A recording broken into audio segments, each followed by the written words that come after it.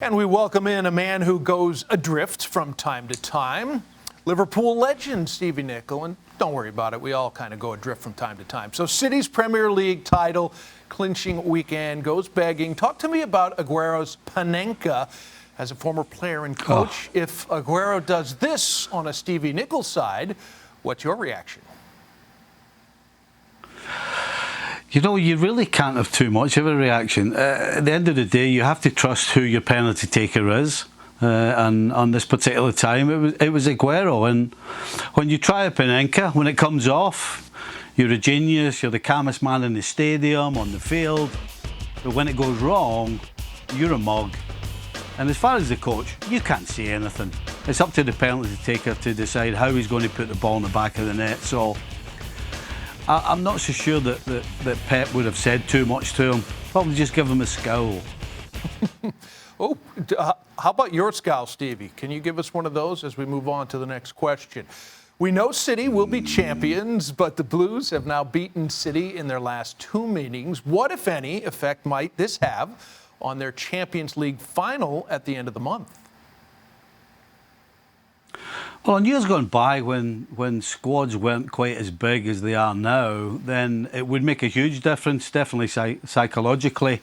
And of course, everybody would know everybody, how they were going to play, you know, their good points, their bad points. But I don't think in this case it matters. You know, the two victories that Chelsea had were against pretty much a reserve City side. The cup side that City put out had probably 6 players that won't play in the Champions League final.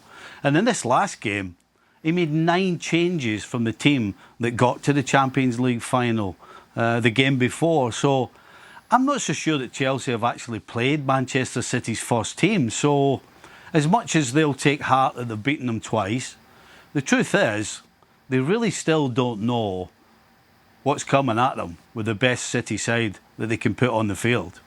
All right, the Premier League top 4 coming into sharper focus now, Stevie. The two Manchester clubs basically locked for a 1-2 finish. And I think we can feel good about Chelsea in third, but neither Leicester City nor West Ham delivered this weekend. Can West Ham or possibly Liverpool make things uncomfortable for Leicester in fourth? 100%. I think the fact that both sides, Leicester having a nightmare against Newcastle in a game they had to win to probably secure that top 4 spot, and then West Ham losing as well to Everton. I think what that does is that opens the door to Liverpool, and it also opens the door to what do Manchester United do, because they play Leicester and then they play Liverpool. So a lot depends on the sides that Man United put out. And if Manchester United put out a weaker side against Liverpool and Liverpool win, then all they have to do, something they've not done for probably 6 months, is win another 3 games in the trot. West Brom, Burnley away, Crystal Palace at home. So Leicester and West Ham have really opened the door to Liverpool getting in. Now, are they going to win all these games? Probably not. But I'll tell you what, the fact that you give a team with the quality of Liverpool a chance, then of course you're asking for trouble. So of Leicester and West Ham, I would probably say that West Ham are the team that are in the biggest trouble, because Leicester can score goals, Liverpool can score goals, not that they've scored that many recently, and West Ham look as though they're struggling to score goals, and of course they're letting goals in as well. So I think this is going to be it's going to follow what we've seen all season in the Premier League. We're just not quite sure what's going to happen.